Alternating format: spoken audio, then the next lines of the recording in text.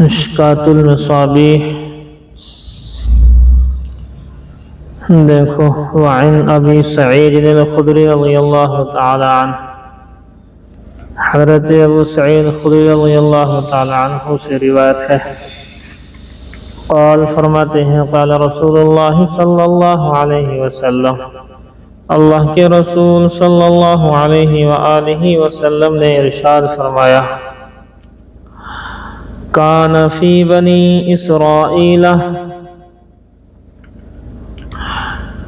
کان فی بنی اسرائیل رجل قتل 99 انسانا، جس نے قتل کیے تھے بنی اسرائیل کے اندر 99 لوگوں کو، ثم خرج یسأل، پھر وہ نکلا معلوم کرنے کے لیے، معلوم کیا کر رہا تھا کہ بھی میں نے اتنے سارے قتل کر دیے ہیں، کیا توبہ قبول ہو جائے گی میری؟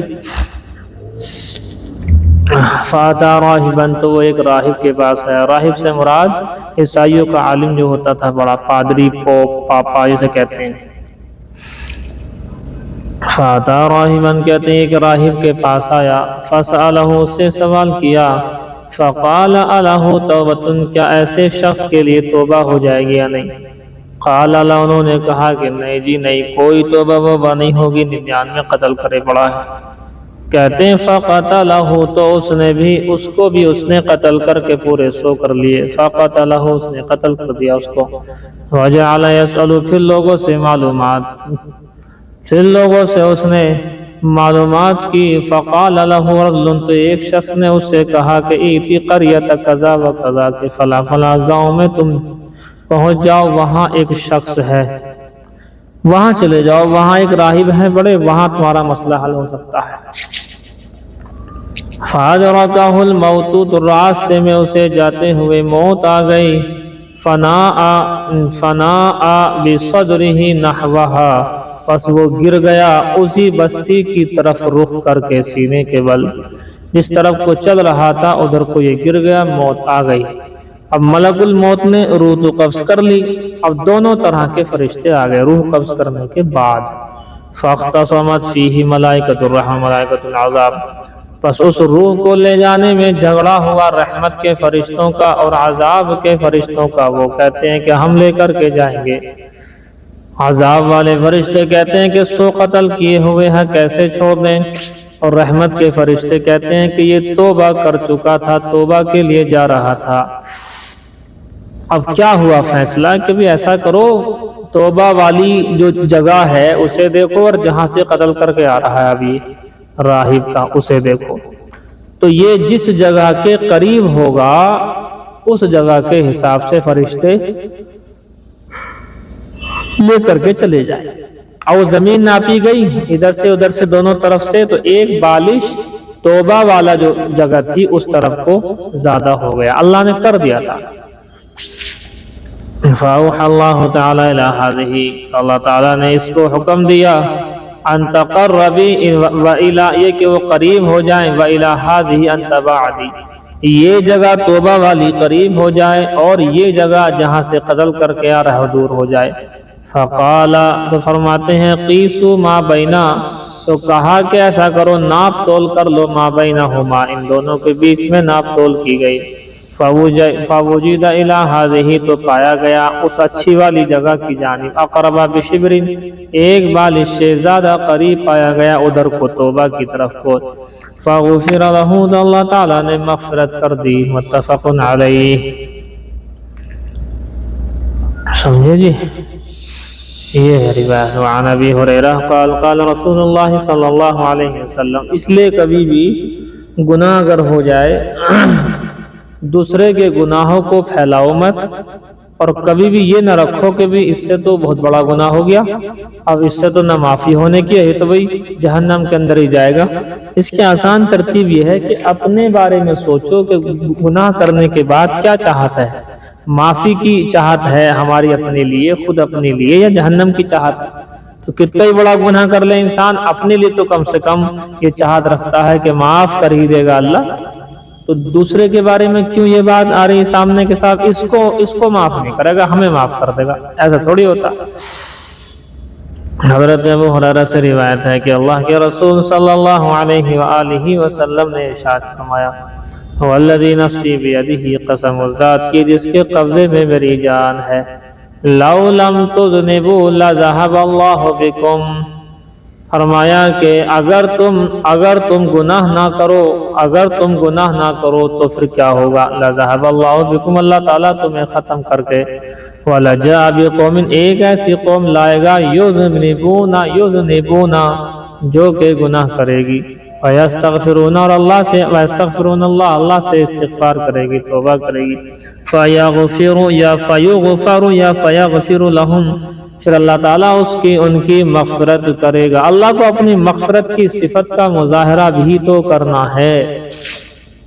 اگر انسان گناہ ہی نہ کرے، گناہ ہی نہ ہو انسان سے، تو اللہ کی رحمت کی اور جو ہے وسعت ہے وہ کہاں ہوگی معلوم۔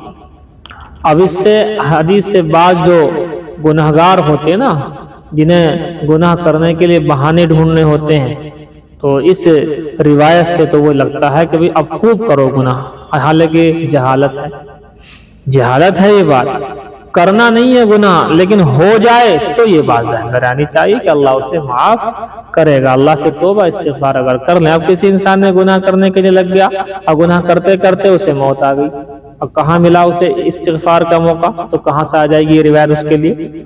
یہ تو ایسے شخص کے لیے ہے کہ بس انجانے میں گناہ ہو گیا، اور گناہ ہونے کے بعد اس نے اللہ سے توبہ استغفار کر لیا، اللہ نے اسے معاف کر دیا، جب ہے یہ روایت۔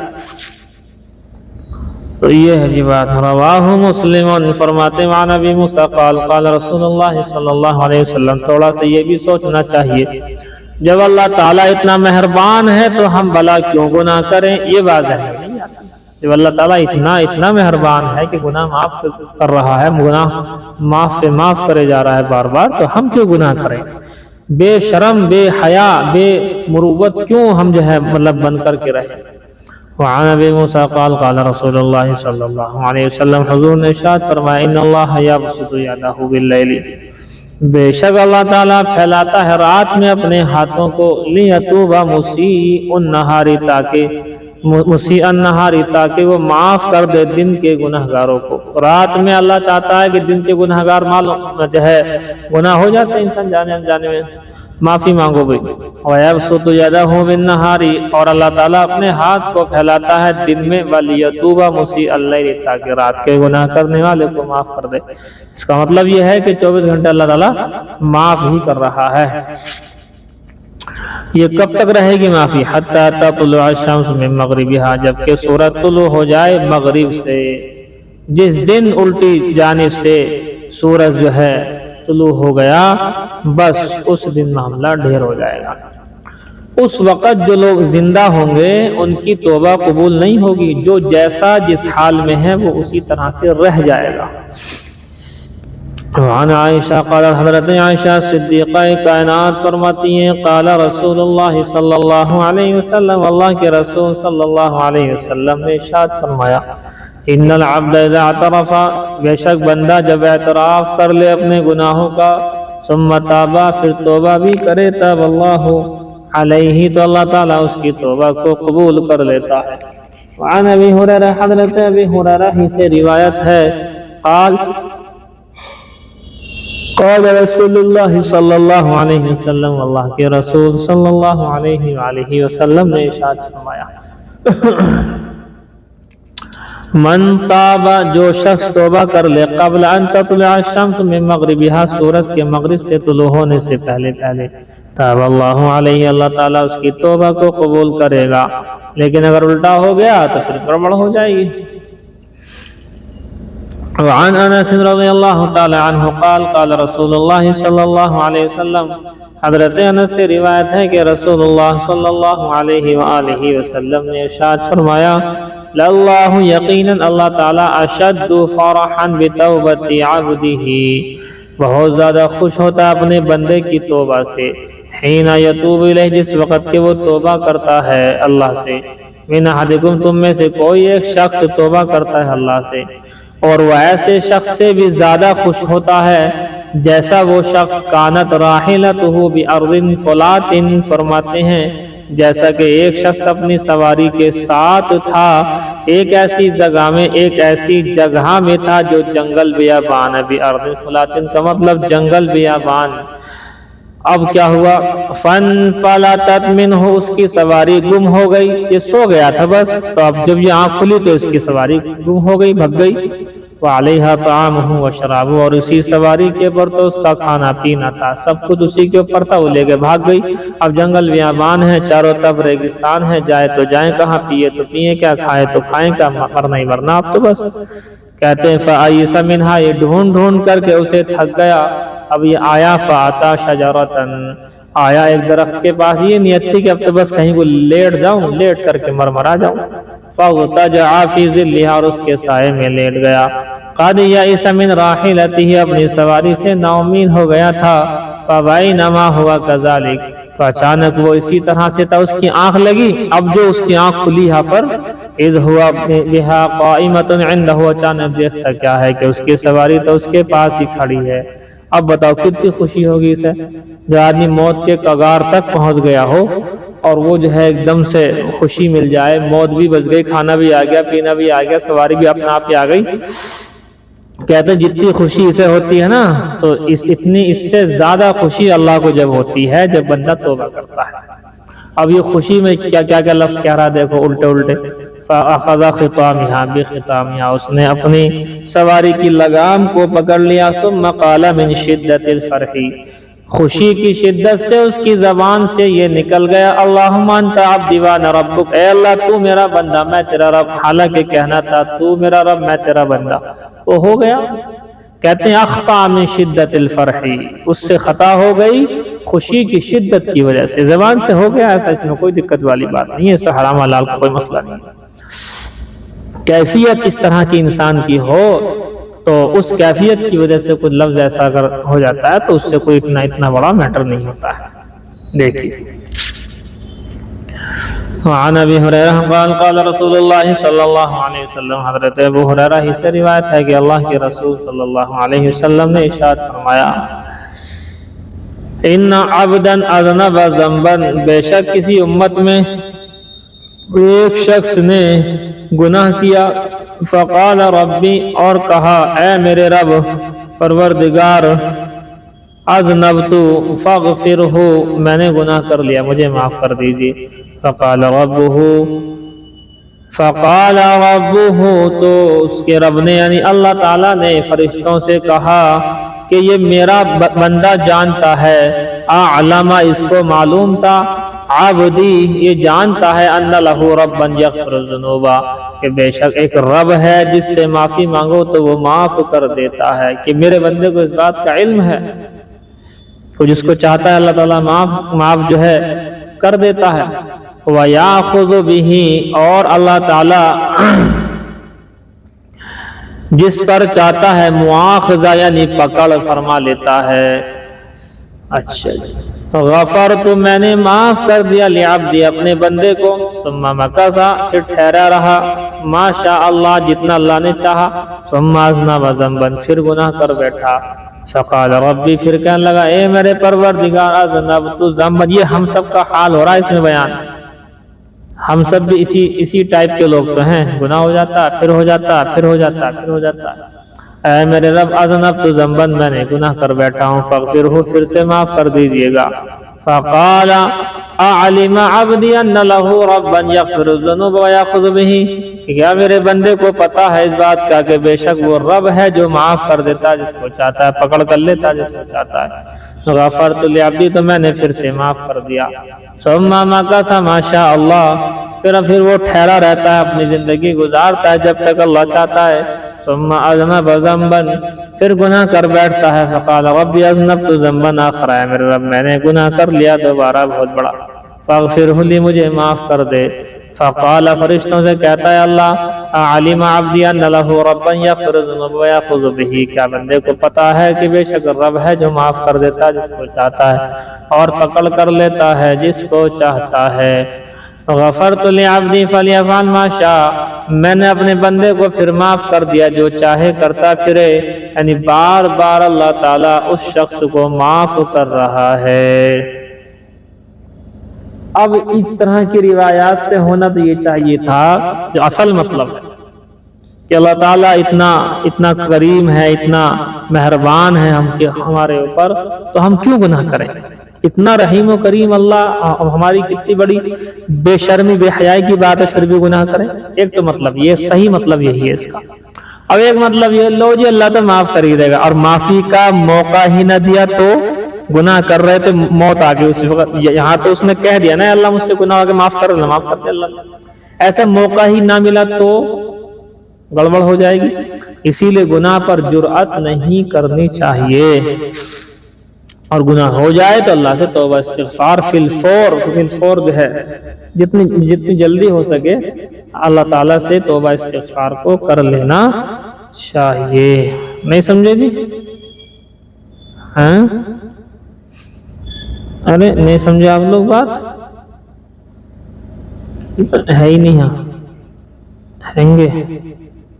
دیکھو ایک سینٹینس میں نے جو ہے فوٹو کھینچا تھا، اس کا بڑا اچھا لگا تھا مجھے، یہ ہے امام غزالی رحمت اللہ علیہ نے کہا، فرماتے ہیں جو غلطی کر نہیں سکتے وہ فرشتہ ہے، اور جو غلطی کر کے اس پر ڈٹ جائے وہ شیطان ہے، اور جو غلطی کر کے فوراً توبہ کر لے وہ انسان ہے، اور جو توبہ کر کے اس پر قائم و دائم رہے وہ اللہ تعالیٰ کا محبوب بندہ ہے۔ کتنی اچھی بات ہے نہیں؟ اچھی بات لگی آپ کو؟ صحیح بات ہے۔ جن سے گناہ ہی نہیں ہوتا وہ کون ہیں؟ فرشتے۔ جو گناہ کر کے ڈٹ جائے کروں گا شیطان ہے، اور جو گناہ کر کے توبہ کر لے وہ انسان ہے، اور جو توبہ کرنے کے بعد ہمیشہ کے لیے مطلب اچھا ہو جائے، توبہ پر قائم رہے، وہ کیا کہلاتا ہے؟ اللہ کا محبوب بندہ ہے۔ اب آپ کو کیا بننا ہے؟ It is your choice, you have to decide that۔ یہ تمہاری چاہت ہے، تمہیں ڈیسائیڈ کرنا ہے، کرنا چاہیے ڈیسائیڈ۔ کیا ڈیسائیڈ کرنا چاہیے؟ اللہ کے محبوب بندے بنو گے تو گناہ کیسے کرو گے؟ گناہ نہیں کر سکتے، بتاؤ کیسے؟ چغل خوری کرو گے، پھر تمہیں چغل خوری کرنے کا بھی موقع نہیں ملے گا، پھر تمہیں آپس میں لڑنے کا بھی موقع نہیں ملے گا۔ ہر وقت یاد کرنا، ذکر و اذکار کرنا، قرآن پڑھنا، نماز پڑھنا، ماں باپ کی اطاعت کرنا، استادوں کی بات ماننا، جیسے سارے اعمال جو ہے پھر کرنے پڑیں گے۔ اب بتاؤ تم تیار ہو ان چیزوں کے لیے؟ بھلی باتوں کے لیے تیار ہو جب ہی نیت کرو۔ اب دل میں تو یہ ہے کہ استاد صاحب کہہ رہے ہیں تو کہہ دو جی ٹھیک ہے، یہ بھی ٹھیک ہے، وہ بھی ٹھیک ہے، سب ٹھیک ہی ہے، اور یہاں سے فون کرتے ہی یہاں سے جاتے ہی یہ تو ایسی ہے، یہ تو ویسی ہے، وہ ڈبل پیسی ہے، وہ ایسے کہتی ہے، یہ ایسے کر رہی ہے، خوب ادھر ادھر کی باتیں بنانا شروع کر دو تو کہاں سے ہوگی پھر؟ اللہ کا محبوب بندہ جو انسان بنتا ہے نا، اس کی خاصیت میں آپ کے سامنے ذکر کرتا ہوں۔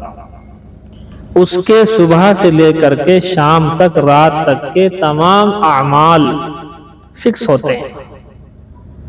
یہ ایک خاصیت بتا رہا ہوں آپ کو۔ آپ دیکھیں اپنے ٹائموں کو آپ لکھت میں رکھیں کہ میرا فلاں ٹائم آدھا گھنٹہ اس میں ذکر ہوگا، 3 تسبیحات جسے کہتے ہیں، تیسرے کلمے کی، درود شریف کی، استغفار کی، فلاں ٹائم پہ اٹھیں گے تو میں کلام پاک کا کم سے کم 1 پارہ تو پڑھنا ہی پڑھنا ہے، باقی 3 پڑھو 4 پڑھو مرضی، فلاں ٹائم پڑھوں گی، فلاں ٹائم سے میری جو ہے پڑھنا ہے مجھے، پھر اس کا مجھے مطالعہ یا اس کو یاد کرنے کا وقت میرا فلاں ہے، کھانے کا ٹائم فلاں ہے، کھانا بنانے کا ٹائم فلاں ہے، کپڑے دھونے کا ٹائم فلاں ہے، اور آپ کو جو ہے کھانا بنانے کا ٹائم فلاں ہے، اور جو ہے کوئی ملنے کے لیے اگر آتا ہے تو اس کا ٹائم باندھو کہ اس ٹائم میں آپ سے مل سکتے ہوں، جو بھی آپ کی سہیلی آئے، اور اس سے بات طے کرنی ہوئی تو وہ پہلے سے طے کر لیں، بیٹھتے ہی طے کر لیں کہ آپ جو مجھ سے ملنے کے لیے آئی ہیں آپ کس ٹاپک پر بات کرنا چاہتی ہیں۔ اگر آپ کو لگے کہ غیبت کا ٹاپک ہے، 2 الی اور 2 پلی کا ٹاپک ہے، فوراً منع کر دو کہ میرے پاس I have no time for it، اس کے لیے میرے پاس ٹائم نہیں ہے، منع کر دو اور رک جاؤ، اور اگر لگے کوئی مسئلے مسائل کی بات ہے، کوئی ضروری بات ہے تو کرو ٹائم کے اندر، اس کا پھر اپنا لگ جاؤ کسی کام جو بھی تم نے لکھا ہوا ہے۔ اللہ والوں کی صفت ہوتی ہے صبح سے لے کر کے شام تک کا، چونکہ رات کو لیٹنے سے پہلے وہ محاسبہ کرتے ہیں، ہر اللہ والا کرتا ہے محاسبہ۔ محاسبہ کا مطلب حساب لگانا، صبح شام تک کے اعمال پورے ہوئے نہیں ہوئے، کیا غلطی ہے، کیا گناہ چل رہا ہے، کیا بات ہو یاد، وہ سارا حساب لگاتے ہیں۔ یہ ایک خاصیت بتا رہا ہوں میں آپ کو، اگر آپ کو بننا ہے اللہ تعالیٰ کا محبوب بندہ تو بن جاؤ، اس میں کیا دقت ہے، ہاں مگر سوچ لینا پہلے، سوچنا ہی کیا ہے، اس میں نفع کا سودا ہے تو کیا سوچنا ہے۔ لگاؤ جی کال، چلیے چاروں والوں کا ہو گیا ہے، مشکات کا سبق ہو گیا، چلو دوم والوں کو ذرا بھیجو۔ دیکھیں جی موطا امام محمد، بسم اللہ الرحمن الرحیم، باب وقت الجمعتی، جمعتی جمعتی، اور کلام پاک میں جمعتی میم پر پیش ہے، بولتے ہیں جمعہ جمعہ، یہ الفاظ استعمال کرتے ہیں، جمعتی میم پر پیش۔ وما یستحب من الطیب والدہان، یہ باب ہے جمعے کے وقت کے بارے میں اور اس بارے میں کہ مستحب ہے جو چیزیں کیا، میم بیانیہ، یعنی الطیب خوشبو، والدہان اور تیل، یہ ہے۔ وبه قال اخبرنا مالك قال اخبرني عمي ابو سهيل بن مالك عن ابيه انه كنت تنفسة لعقيل بن ابي طالب يوم الجمعة، فرماتے ہیں کہ جمعے کے دن كنت ارى تنفسة لعقيل بن ابي طالب، کہ جمعے کے دن عقیل بن ابی طالب کے لیے مسجد کی مغربی دیوار پر ایک بوریا ڈالا جاتا، ارا میں دیکھ رہا ہوں، تنفستن ایک بوریوں کو، عقیل بن ابی طالب کے لیے، یوم الجمعتی جمعے کے دن، تطرح جس کو ڈالا جاتا تھا، الی جدار المسجد الغربی، مسجد کی مغربی دیوار کی جانب۔ فَإِذَا غَشِيَتْ تِنْفِسَتَ، پس جب وہ دیوار کے سائے میں چھپ جاتا، کلہا ظل الجدار، جب وہ بوریا چھپ جاتا پوری کی پوری دیوار کے سائے میں، خرج عمر بن الخطاب رضی اللہ تعالی عنہ الی الصلاۃ یوم الجمعہ، تو نکلتے حضرت عمر بن خطاب رضی اللہ تعالی عنہ نماز کے لیے جمعے کے دن، ثم نرجع، پھر ہم لوٹتے، فنقیل قائلۃ الضحیٰ، پھر ہم لوٹتے اور پھر ہم لوٹنے کے بعد قیلولہ کیا کرتے تھے، چاشت کے قیلولے کی طرح سے، یہ ہے جی۔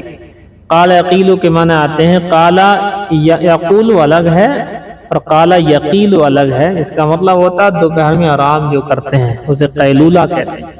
پھر ہم لوٹتے اور قیلولہ کیا کرتے تھے چاشت کے وقت کی طرح سے۔ وبہ قال اخبرنا مالک قال اخبرنا نافع ان ابن عمر کان، فرماتے حضرت عبداللہ ابن عمر کان لا یروح الی الجمعۃ، کہ جمعے کے لیے نہیں جاتے تھے، الا مگر یہ کہ وہ مدہن متطیب، اس حال میں کہ وہ خوشبودار تیل لگا ہوا ہوتا تھا، الا ان یکون محرما، اور یہ بات بھی تھی کہ وہ حالت احرام میں ہوا کرتے تھے، یہ انداز تھا ان کا۔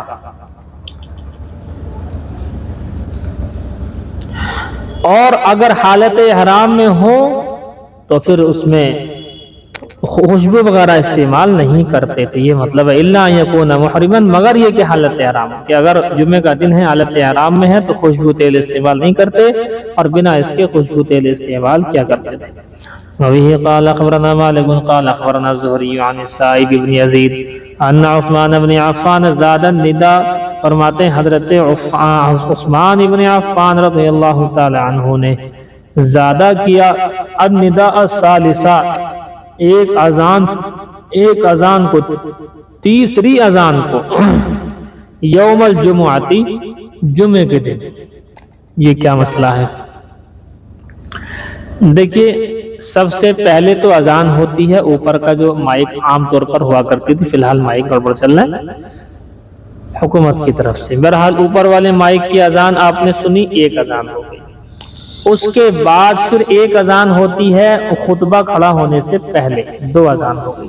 پھر تیسری بات تکبیر ہوتی ہے، اقامت کہتے ہیں اسے، جب امام صاحب نماز کے لیے کھڑے ہوتے ہیں اس وقت بھی ایک تکبیر نام سے، وہ اذان کا ہی حصہ ہے، اس میں چند الفاظ بڑھے ہوئے ہیں بس، باقی اذان ہی ہے پوری ہو گئی، تو تین ہو گئی۔ تو حضور صلی اللہ علیہ وسلم کے وقت میں یہ جو باہر جو اذان دی جا رہی ہے نا، یہ جو ہمارے ہاں اور سب جگہ ہندوستان بیرون ہندوستان سب جگہ اوپر کے جو مائک سے جو اذان دی جاتی ہے، پہلی والی اذان یہ نہیں تھی، یہی تیسری اذان جو ہے اضافہ کیا حضرت عثمان بن عفان نے۔ اب آپ سوال کریں گے کیا انہیں ایسا حق تھا؟ جواب یہ ہے کہ ہاں، یہ حق حضور نے انہیں دیا تھا۔ حضور نے فرمایا تھا میرے خلفائے راشدین کی سنتوں کو داڑوں سے مضبوط تھامے رکھنا۔ حضرت عثمان بن عفان خلفائے راشدین ہی میں سے ہیں، انہیں اختیار تھا۔ یہ ہے جی، تو زیادہ کیا تیسری اذان کو جمعے کے دن۔ قال محمد، امام محمد رحمۃ اللہ علیہ نے فرمایا بہذا کلہ، ان ساری کی ساری باتوں کو ہم ناخذ لیتے ہیں، یہ سب ہمارے یہاں ثابت ہیں۔ والنداء الثالث، اور تیسری اذان، ندا سے مراد ہے اذان، ندا مطلب آواز دینا، تو ندا مطلب اذان بن گئی۔ اور تیسری اذان الذی زیدہ ہوا النداء الاول، وہ ہے جو کہ زیادہ کی گئی، وہ نداء اول ہے، پہلی اذان ہے جو ہمارے ہاں نمبر 1 پر دی جاتی ہے پہلی، اسی کو کہا گیا ہے یہاں پر تیسری۔ وہو قول ابی حنیفہ رحمۃ اللہ علیہ، اور وہی ہے قول امام اعظم ابو حنیفہ رحمۃ اللہ علیہ، امام صاحب کا بھی یہی قول ہے، اور اس میں کوئی ہمارے یہاں اختلاف نہیں، لیکن اوروں میں اختلاف، دوسرے لوگوں میں اختلاف اس چیز کا۔ دیکھیں جی اور پڑھیں، ابھی کدھر گیا؟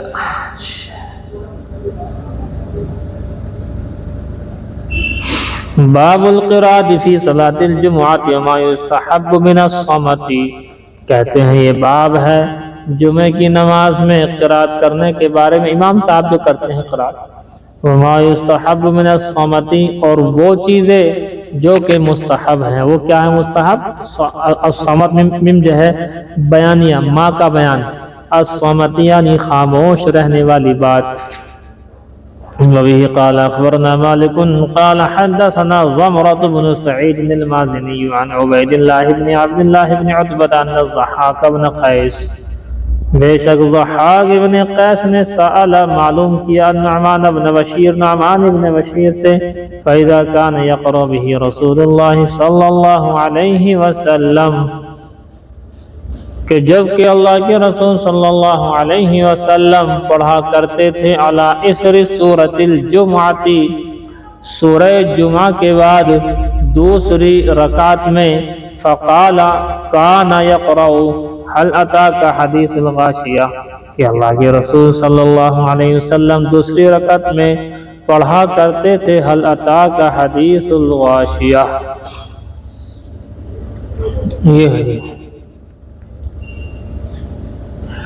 وبه قال اخبرنا مالك قال حدثنا زهري عن ثعلبة بن ابي مالك انهم كانوا زمان عمر بن الخطاب، بے شک وہ لوگ تھے حضرت عمر بن خطاب کے زمانے میں، یصلون یوم الجمعۃ، جمعے کی نماز پڑھا کرتے تھے، حتی یخرج عمر، یہاں تک کہ نکلتے تھے حضرت عمر، فَإِذَا خَرَجَ، جب نکل آتے تو وَجَلَسَ عَلَى الْمِنبَرِ، اور آ کر کے ممبر پر بیٹھ جاتے، وَأَذَنَ الْمُؤَذِّنُ، اور اذان دے دیتے صاحب، مؤذن صاحب اذان دے دیتے۔ قال ثعلبہ، ثعلبہ کہتے ہیں جلسنا، ہم بیٹھے، ہم بیٹھ جاتے، نتحدث، بات کیا کرتے تھے، فَإِذَا سَكَتَ الْمُؤَذِّنُ، اور جب مؤذن صاحب خاموش ہو گئے وقام عمر، اور حضرت عمر کھڑے ہو جایا کرتے تھے خطبے کے لیے،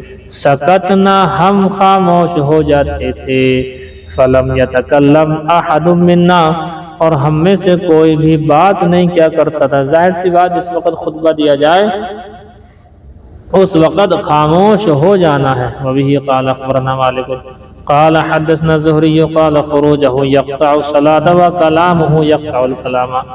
فرماتے ہیں امام مالک رحمۃ اللہ علیہ فرماتے ہیں مجھے خبر دی امام زہری نے اس بات کی کہ خروج ان کا نکلنا ہی یقطع الصلاة نماز کو ختم کر دیا کرتا تھا، وکلامہ اور ان کے کلام کو کلام کاٹ دیا کرتا تھا۔ کیا مطلب؟ جیسے امام صاحب آئے خطبے کے لیے تو نماز کو ختم کر دینا چاہیے جلدی جلدی اپنے سلام شیئر کر کے۔ دوسرا، بات کر رہے ہیں تو امام صاحب نے جب خطبہ کھڑا، خطبہ مطلب کلام ہی ہوتا ہے، بات چیت کرنا ہوتا ہے، تو جیسے خطبہ شروع ہوا امام کی زبان سے کلام ہوا تو ہماری زبان کے کلام ختم ہو جانے چاہیے۔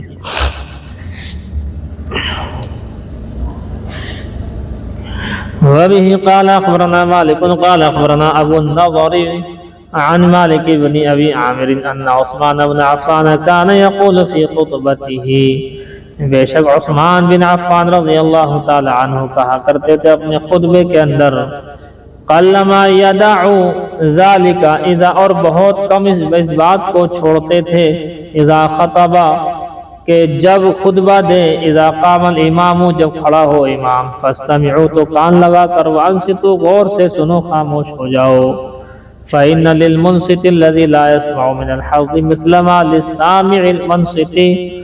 فرماتے ہیں اور بے شک وہ شخص رہنے والا جو سنتا نہیں اسے بھی اتنا ہی ثواب ملے گا جو سنتا ہے اور خاموش رہ جاتا ہے۔ کیا مطلب؟ فَإِنَّ لِلْمُنصِتِ بے شک خاموش رہنے والے کے لیے، لا يسمع جسے آواز بھی نہیں آ رہی امام کی، من الحظ اس کو بھی ثواب میں سے مثلا ویسا ہی حصہ ملتا ہے، مال السامع المنصت جو کہ سننے والا اور خاموش رہنے والا ہوتا ہے۔ کیا مطلب؟ کبھی کبھی ایسا ہوتا ہے کہ آدمی بہت زیادہ ہو جاتے ہیں، آج کل تو مائک لگ رہے ہیں، اس وقت تو مائک نہیں تھے، تو اندر خطبہ چل رہا ہے، اندر والوں کو آواز آ رہی ہے، خاموش ہے، انہیں ثواب مل رہا ہے، لیکن باہر والے ایریا میں لوگوں کو آواز ہی نہیں آ رہی۔ اب یہ کیا کریں؟ یہ سمجھے کہ صاحب ہم تو ٹھالی بیٹھے ہیں، ہم اپنا بات چیت ہی کر لیں، تو کہتے ہیں نہیں تمہیں آواز نہیں آ رہی پھر بھی خاموش رہو۔ تو ایسا خاموش رہنے والا جس کو آواز نہیں آ رہی ہے اس کو بھی ایسا ہی ثواب ہے جیسا کہ اندر والوں کو آواز آ کر کے مل رہا ہے۔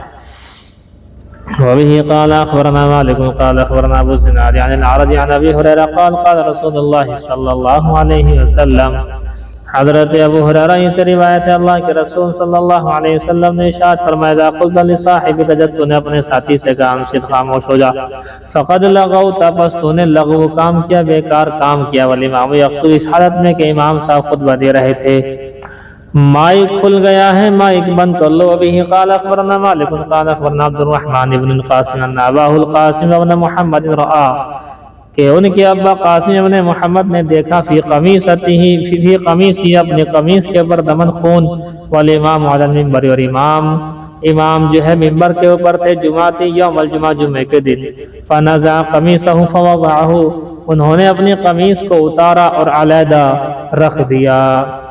مائک کھلا ہوا ہے، مائک بند کر لو ذرا مائک۔ کن کا مائک کھلا ہے جی؟ ارے کن کا مائک کھلا ہے بتاؤ؟ بس کرو جی، آپ کا سبق یہ اتنا ہی رہے گا۔ اعوذ باللہ من الشیطان الرجیم، بسم اللہ الرحمن الرحیم۔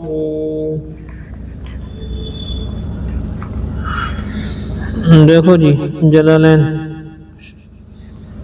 یا ایہا الذین آمنوا ان تطیعوا الذین کفروا، اے ایمان والو اگر تم اطاعت کرنے لگ جاؤ کافروں کی، فیما ان احکامات میں، یأمرونکم بہ جس کا یہ کافر تمہیں حکم دیتے ہیں، وہی کفر کی طرف بلاتے ہیں،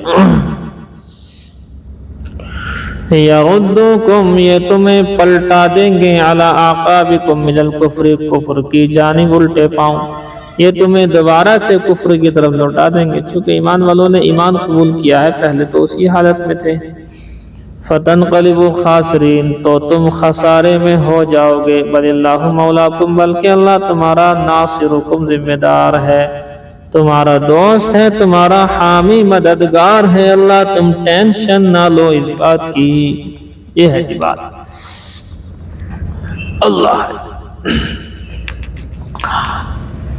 وَهُوَ خَيْرُ النَّاصِرِينَ اور وہی ہے بہترین مددگار۔ فَأَطِيعُوهُ دُونَهُمْ تو اسی کی اطاعت کرو، دونہم اوروں کو چھوڑ کر۔ سنلقی پس عن قریب ڈال دیں گے ہم فی قلوب الذین کفروا کافروں کے دلوں میں الرعب رعب ڈال دیں گے۔ رعب کے اندر عین پر سکون ہے، راعین پیش رعب کہتے ہیں بسکون العینی، عین کے سکون کے ساتھ رعبا وضمھا اور رعوبا اس طرح سے بھی پڑھ سکتے ہیں، مراد ہے الخوف یعنی خوف۔ اچھا کرو دیکھیے جی، یہ ہے جی رعب یعنی خوف ڈال دیں گے۔ اللہ تعالیٰ فرماتے ہیں وَقَدْ عَزَمُوا بَعْدَ ارْتِحَالِهِمْ تحقیق کہ انہوں نے ارادہ کر لیا تھا ان کے جانے کے بعد میں من احد غزوہ احد سے علی العود لوٹنے کا واستصال المسلمین اور مسلمانوں کو دوبارہ سے ختم کرنے کا۔ فَرُعِبُوا پس انہیں رعب پڑ گیا مسلمانوں کا ان کے پر، وَلَمْ يَرْجِعُوا واپس نہیں آئے، بما اشرکوا اس وجہ سے کہ انہوں نے شرک کر رکھا ہے۔ یہ کیا ہے جی واقعہ؟ غزوہ احد کے اندر جب 70 صحابہ 70 لوگ مسلمانوں کی طرف سے شہید ہو گئے اور کافر پتہ نہیں کیوں بھاگ لیے، اب ایک جگہ پہنچنے کے بعد انہیں یاد آیا کہ بھی ہم کیوں بھاگ لیے، ہم تو جیت رہے تھے، انہی کے لوگ جو ہے مر رہے تھے، تب ہمیں واپس جانا چاہیے اور بالکل ختم ہی کر کے آنا چاہیے مسلمانوں کو۔ تو وہ ایک جگہ سے واپس آنے کی نیت کر لی، لیکن ساتھیوں نے سمجھایا اسے ان لوگوں کو وہاں کہ بھی اب مت جاؤ واپس، اب صحیح نہ ہے معاملہ۔ تو دل میں روب پڑ گیا، واپس نہیں آئے، حالانکہ مسلمان شہید ہو رہے ہیں، نقصان بھی اٹھایا ساری چیزیں، مگر روب ان کے دل میں پڑ گیا۔ وہ لوگ واپس آ کر کے دوبارہ سے انہوں نے ایسا کچھ نہیں کیا۔ ایک منٹ چلیے پھر یہاں سے جو ہے بعد میں پڑھائیں گے، تھوڑا سا کام ہے۔ ٹھیک دیکھیں جی بخاری شریف باب ما جاء فی 7 ارضین، یہ باب آیا ہے اس بارے میں 7 زمینوں کے سلسلے میں۔ نیچے کلام پاک کی مختلف آیات سے زمین و آسمان کے متعلق الفاظ کو اکٹھا کیا ہے، سمجھے جی؟ زمینیں 7 ہیں یا زیادہ ہیں؟ اس سے پہلے اس بات کو سمجھو کہ زمینیں ان کے لیے 7 کا لفظ استعمال ہوا ہے۔ لفظ 7 کہیں کہیں تکثیر کے لیے بھی آیا ہے، تکثیر زیادتی کو بیان کرنے کے لیے۔ مراد یہ نہیں ہے 7 بلکہ زیادتی مراد ہے، تکثیر کے لیے ہے یا عدد کے لیے ہے، پہلا اختلاف تو یہی ہے، سمجھے جی آپ بات؟ تکثیر کے لیے ہے یا عدد کے لیے ہے، پہلا اختلاف تو یہی ہے۔ بعض علماء فرماتے ہیں کہ 7 عدد مراد نہیں ہے بلکہ 7 سے مراد تکثیر ہے۔ تکثیر 7 سے کثر یکثر تکثیرا زیادہ ہونا، کثرت سے بنا ہے، کبھی آپ اس کو کچھ اور سمجھیں، تا کاف تک سا یا سی اور را۔ تو انہوں نے یہ کہا ہے کہ تکثیر سے مراد یہ ہے کہ بے شمار زمینیں ہیں، اللہ ہی جانے کتنی زمینیں ہیں۔ دوسرے علماء فرماتے ہیں کہ کلام پاک کے ظاہری لفظ کو اگر دیکھا جائے تو یہاں 7 کا لفظ ملتا ہے، لہذا 7 سے مراد 7 ہی لے لیا جائے تو 7 زمینیں اور اسی کے مثل 7 آسمان یہ ہے۔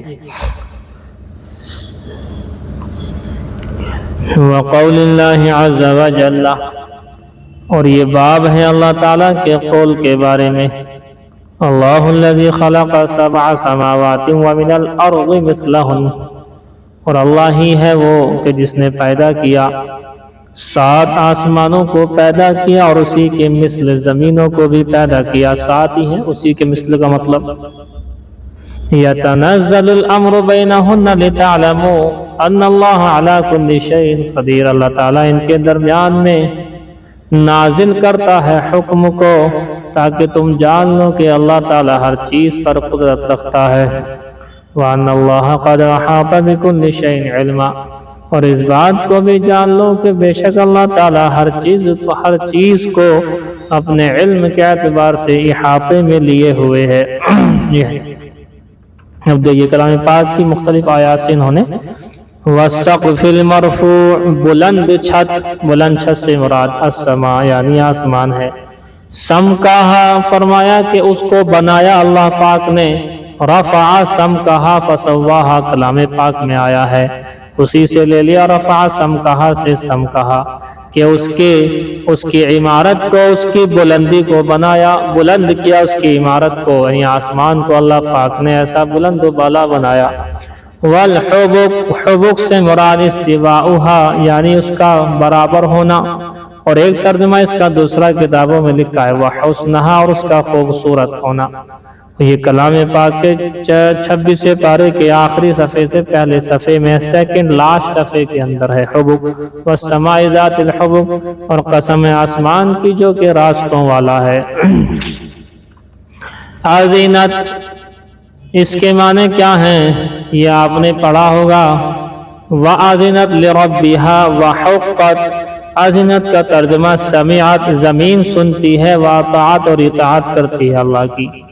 آگے دیکھو وَأَلْقَتْ مَا فِيهَا وَتَخَلَّتْ، یہ آیت ہے قرآن کی، وَأَلْقَتْ مَا فِيهَا وَتَخَلَّتْ، اسی سے القت کے معنی بتا رہے ہیں۔ اخرجت نکال دے گی، ما فیہا من الموتى، جو بھی مردے زمین کے اندر ہیں سب کو نکال پھینکے گی۔ اسی آیت کے اندر وتخلت کا لفظ ہے، وتخلت عنہم، ان کو نکال کر خالی ہو جائے گی۔ طحاہا، یہ کلام پاک میں دیکھو کہاں آیا، والارض بعد ذلك دحاہا، اس طریقے سے ونفس وما سواہا، اسی میں کہیں آئے گا طحاہا۔ طحاہا کا مطلب ہوتا ہے دحاہا یعنی پھیلایا ہے اللہ پاک نے اس زمین کو، یا کسی اور جگہ ہے شاید۔ والارض بعد ذلك دحاہا، یہاں تو یہ ہے نہیں، دحاہا کا لفظ یہاں پر، والارض وما طحاہا ونفس وما سواہا، یہ ہے تو۔ بالساہرہ کے معنی کیا آتے ہیں، فَإِذَا هُمْ بِالسَّاہرہ، عام کے بارے میں آپ نے پڑھا ہے فَإِذَا هُمْ بِالسَّاہرہ، تو اچانک وہ لوگ روئے زمین پر ہوں گے۔ ساہرہ کا ترجمہ کہتے ہیں وجہ الارض، روئے زمین۔ کان فیہا الحیوان، جس میں جاندار رہتے ہیں، نومہم وسحرہم، ان کا سونا اور ان کا جاگنا جس زمین کے اندر ہے اس کو کہتے ہیں بالساہرہ۔ ساہرہ کا ترجمہ یہ ہے، دیکھ لیجیے۔ وبه قال حدثنا علي قال حدثنا ابن علي عن علي بن المبارك قال حدثنا يحيى بن ابي كثير عن محمد بن ابراهيم بن الحارث عن ابي سلمة بن عبد الرحمن وكانت بينه وبين ناس خصومة في ارض، فرماتے ہیں حضرت ابو سلمہ بن عبد الرحمن کہتے ہیں وكانت بينه، ان کے درمیان اور کچھ لوگوں کے درمیان خصومة جھگڑا تھا، فی ارض زمین کو لے کر، فدخل على عائشہ رضی اللہ تعالی عنہا، فرماتے ہیں حضرت عائشہ صدیقہ کائنات سلام اللہ علیہا کے پاس وہ چلے گئے، فذکر لها ذلك، ان کے سامنے تذکرہ کیا کہ ایسے ایسے زمین ماری جا رہی ہے۔ فقال حضرت عائشہ صدیقہ کائنات سلام اللہ علیہا نے فرمایا یا ابا سلمہ، اے ابو سلمہ، اجتنب الارض، زمین کے دبانے سے، زمین کے مارنے سے باز رہنا۔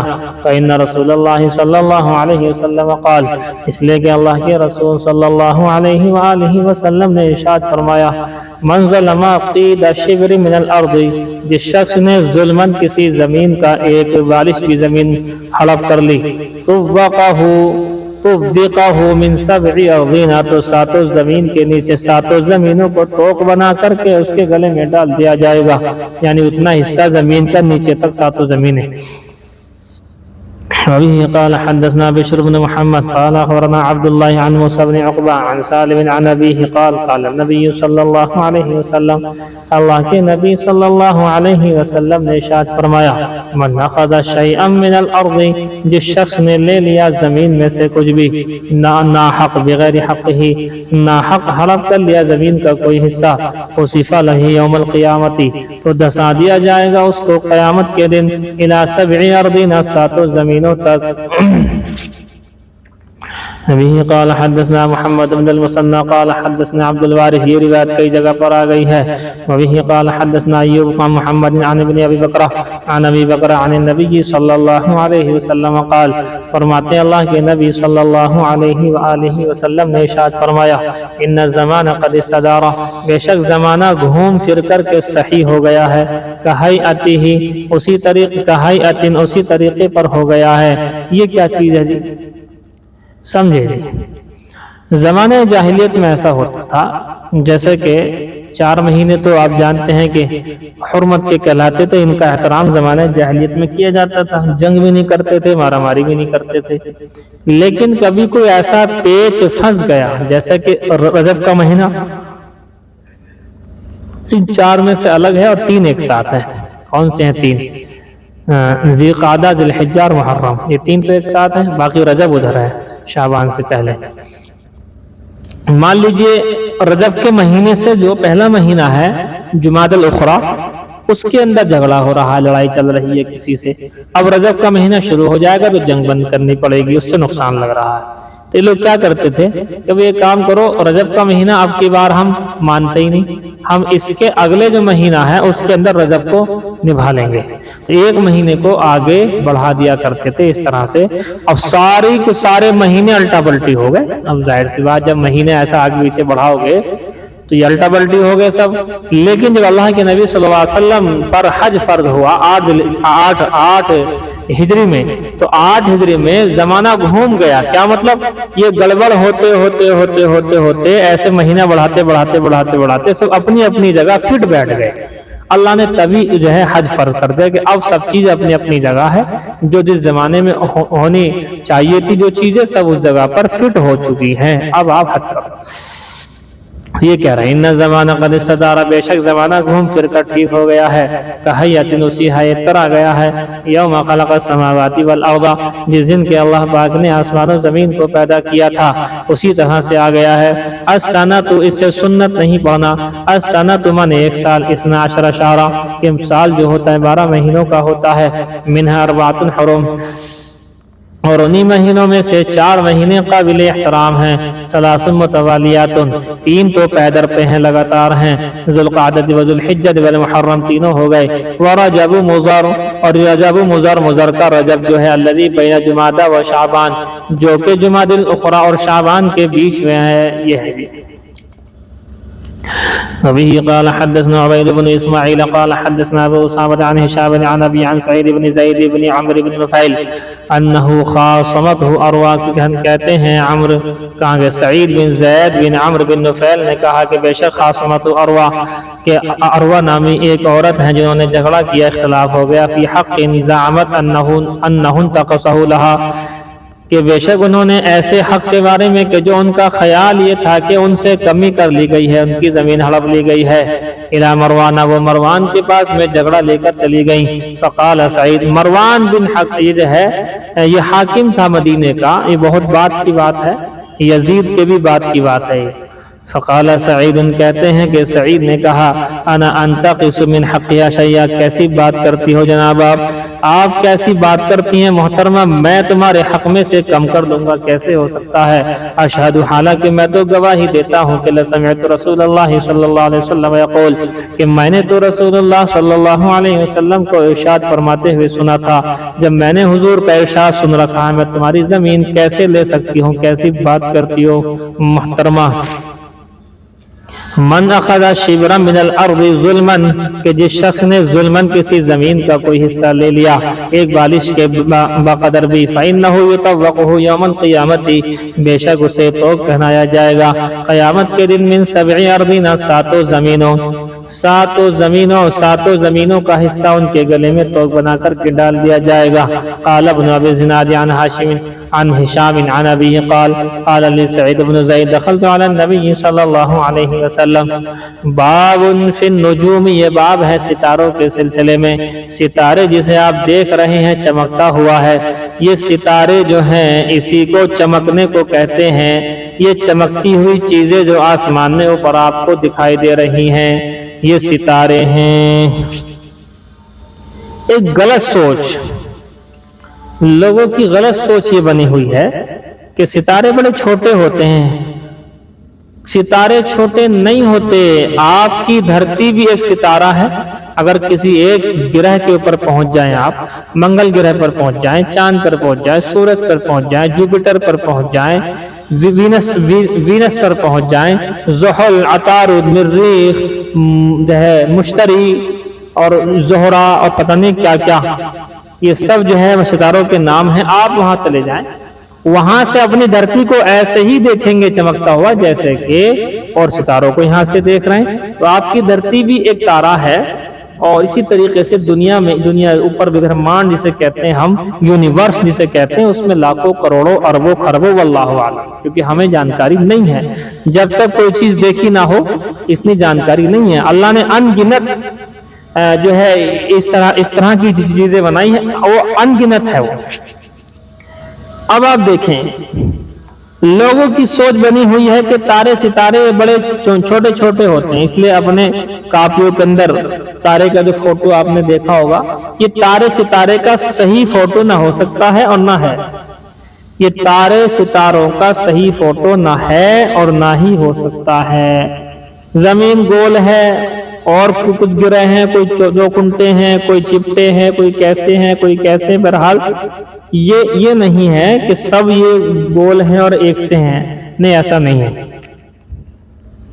یہ ہے جی بات کہنے کا مطلب۔ اب وہ بات تو بالکل بیکار سی ہے کہ کوئی شوہر اپنی بیوی سے کہے کہ تمہارے لیے چاند اور تارے توڑ کر کے میں لا دوں گا، یہ نرا جھوٹ ہے جس کی گنجائش ہے۔ یہ صاف ستھرا جھوٹ ہے جس کی میاں بیوی کے درمیان میں یہ گنجائش ہے۔ شوہر اپنی بیوی کو اس طرح سے بہکا سکتا ہے۔ یا آپ نے روایت پڑھی نہیں؟ آپ نے ارے مشکات تو پڑھی، کسی نے مشکات تو پڑھی ہے نا؟ پنجم میں ہونا آپ کو، تو چاروں میں پڑھی ہوگی مشکات آپ نے۔ مشکات میں حضرت عائشہ صدیقہ کی روایت بھی پڑھی ہوگی کہ 3 جگہ پر جھوٹ بولنے کی گنجائش ہے۔ اس میں سے ایک ہے 2 لوگوں کے درمیان میں صلح کرانے میں، ادھر جھگڑا ہو گیا، ادھر فاطمہ الزہرا والوں کا ہو گیا جھگڑا، ادھر اصلاح البنات سے ہو گیا۔ اصلاح البنات والے ان کی برائی کر رہے تھے، فاطمہ الزہرا والے اصلاح البنات والوں کی برائی کر رہے تھے۔ ہم نے بیچ میں پڑھ کر کے فاطمہ الزہرا والوں سے کہا کہ اصلاح البنات والے تو تمہاری تعریف کے پل باندھ رہے تھے، حالانکہ تم الٹا سیدھا کہہ رہے تھے۔ ہم نے کہا نہیں کیسی بات کر رہا، آپ لوگوں کی بڑی وہ کرتے ہیں، یہ کہتے ہیں کہ فاطمہ الزہرا والے بڑا اچھا پڑھتے ہیں، عبارت اچھی پڑھتے ہیں، ہم نے کبھی دیکھی نہیں ایسی عبارت زندگی میں آج تک۔ اور پھر ادھر آ گئے اصلاح البنات والوں سے کہا کہ نہیں آپ اب کیسے ان کی برائی کر رہے ہیں فاطمہ الزہرا والوں کی؟ فاطمہ الزہرا والے تو جو ہے بڑی آپ کی بات مطلب تعریف کر رہے تھے کہ جناب آپ یہ تو بڑے اچھے لوگ ہیں، اصلاح البنات والے اچھا پڑھتے ہیں، عبارت میں کبھی آج تک غلطی نہیں آئی، اور اس طرح کی باتیں کرتے ہیں۔ پھر آپ دونوں کو ہم نے جھوٹ بول کر کے ملا دیا، آپ ان سے راضی ہو گئے یا آپ سے راضی ہو گئے، اس کی ہے گنجائش۔ मुसालहत बैन अन्नास, चाहो तो नोट कर लो इसको, मुसालहत बैन अन्नास में अगर एक आदमी बीच में पड़े और बीच वाला इसकी बात उसे बताए सही करके, वो गलत कर रहा है, वो तो गाली उसने उल्टा सीधा बका गाली बकी, ये कर नहीं, आपकी तारीफ कर रहा था वो, इससे भी यही कहा। अब इनके दिल दोनों के जो है नरम हो गए और ये आपस में मिलना मिलाना भी शुरू कर दिया। ये है कि बात तो एक हो गया। दूसरा फिल हर्ब, जंग के अंदर, जंग में झूठ बोलने की गुंजाइश है। सामने दुश्मन आ गया, दुश्मन ने आकर के हमला बोला, आपने कहा देख पीछे देख क्या तेरे, देख पीछे देख क्या है तेरे, ऐसे करा और ने पीछे देखा, आपने मार दिया। तो जंग में धोखा, अल हर्ब खुदा, जंग तो धोखे ही का नाम है। इसीलिए आप सल्लल्लाहु अलैहि वसल्लम जब कहीं जंग का इरादा करते थे तो अंदाज कुछ और होता था, ऐलान करते थे कि इस रास्ते को हमें जाना है फला जगह, और जब टाइम आता था तो फिर रास्ता चेंज करके जाते थे। इसे कहते हैं तौरिया करना, तौरिया करना, यानी सही लोकेशन ना देना। सही लोकेशन देंगे तो पहले से जो है जासूस घूम रहे होंगे, उन तक खबर पहुंच जाएगी। लेकिन ग़ज़वा तबूक के अंदर मैंने बताया था आपको, आपने साफ सुथरा तौर पर कह दिया था फला जगह जाना है, रोमियो से मुकाबला है, लाखों की उनकी जमईयत है, इसलिए साफ साफ 30,000 लोगों का लश्कर गया था। अब बचा नंबर 3, बैन ज़ौजी व ज़ौजा, मियां बीवी के दरमियान में इस तरह के झूठ के भी तुम्हारे लिए मैं 1 लाख रुपए का जोड़ा लेकर के आऊंगा, मनाने के लिए ऐसा बोल दिया, बाद में भूल जाए बस, कोई जरूरत नहीं। तो ये है। और जो बीवी है उसको भी मालूम होता है कि हाँ ये सब वैसे ही बातें हैं, कुछ सही तो है नहीं। तो इसकी है जी गुंजाइश, ये 3 झूठों की गुंजाइश है जो दर हकीकत झूठ है ही नहीं, दर हकीकत झूठ नहीं है। ये एक दूसरे में मोहब्बत को बढ़ाने के लिए बहरहाल ये, इसलिए हमने कहा। तो वो तो खैर वैसे ही झूठ है कि चांद ले आएंगे तोड़ के सितारे, ये बताइए कहाँ से आ जाएंगे, ये तो खैर बेवकूफ़ी की बात है। लेकिन बहरहाल मियां बीवी के दरमियान में इसकी गुंजाइश है। तो देखिए बाबुन फिन नुजूम, ये बाब है नुजूम यानी सितारों के सिलसिले में। फ़क़ाला क़तादा, फरमाते हैं हज़रत क़तादा ने फरमाया वलक़द ज़य्यना समाअत दुनिया बिमसाबिहा, तहक़ीक़ मुज़य्यन किया अल्लाह ने आसमान दुनिया, पहले वाला आसमान जो है हमारे सामने मौजूद है, इस दुनिया वाले आसमान को बिमसाबिहा, अल्लाह ताला ने चिरागों से मुज़य्यन कर दिया। ख़लक़ हाज़िहि नुजूमा, ये चिराग क्या हैं, यही चिराग हैं, ये पैदा किया अल्लाह ने इन सितारों को लिसलासिन, 3 मकसद के लिए पैदा किया। जालहा ज़ीनतन लिस्समा, सबसे पहले अल्लाह ने इनको पैदा किया है आसमान की जीनत के लिए, वरुजुमन लिशयातीन, और दूसरा मकसद है शयातीन को मारना, शयातीन को रज्म कर देना। ये वही है जो आपने पढ़ा है कि जो है शयातीन जिन्नात ऊपर जाते हैं आसमानों में और फरिश्ते आपस में बातचीत करते हुए होते हैं, भी आज ये करना है, कल ये करना, अल्लाह ने हुक्म दिया है, अब ये उनकी बात चुरा करके भाग रहे होते हैं। तो फअतबअहु शिहाबुन साक़िब, अल्लाह की तरफ से एक चमकता सितारा उनके पीछे लगता है, उन्हें मार मूर देता है, वही है। वह अलामतें युहतदा भी तीसरा मकसद है, ऐसी अलामतें और निशानी जिससे हिदायत, जिससे रास्ता इख्तियार किया जाए। क्या होता है, चांद के जरिए, सितारों के जरिए से, चांद सूरज के सितारा इन सब के जरिए से रास्तों की तायीन होती है। पहले थोड़ी कंपास थे, अब हवाई जहाज जो है, कहना हवाई कह रहा हूँ, पानी का जहाज जो है चल रहा है, तो अब क्या पता लगेगा समंदर के बीच में कहाँ को जाएं, क्या करें। ऊपर आसमान को देखते थे, कुछ सितारे होते थे कि ये जो है नक्षत्र भी कहते हैं उसे हम, और हिंदी में इस्तेमाल होता है ध्रुव तारा होता है एक, उनसे पहचान होती थी कि अब ये जो है हम इस जगह पर है और हमारा रुख इधर होना चाहिए। ये है जिस शख्स ने तावील की इसके अलावा किसी और बात से, अब किसी और मकसद के लिए सितारों को इस्तेमाल कर रहा है, जैसा कि फाल देखना, सितारों को देख करके ये बताना कि तुम्हारे भविष्य में क्या होने वाला है, जैसे कि एस्ट्रोटॉक के नाम से, इस पर हमारा बयान भी हुआ है। एस्ट्रोटॉक के नाम से एक ऐप है जो चल रही है और आजकल ऐड बहुत आ रहे हैं यूट्यूब वगैरह पर, तो इसको डाउनलोड करके साइन इन करके इस नियत से देखना कि मैं भी अपना भविष्य पूछ लूं उस बाबा से, तो लिहाजा नाजायज और हराम है। 40 दिन तक नमाज कबूल नहीं होगी और मालूम नहीं कब काफिर हो जाएगा। इस पर बयान देना पड़ा हमें अपने यहाँ जुम्मे की नमाज में। فمن تأول فیہا، جو شخص کے اس کے علاوہ کی تعویل کرتا ہے، بغیر ذالک، اس کے علاوہ، اخطأت، خطا پر ہے،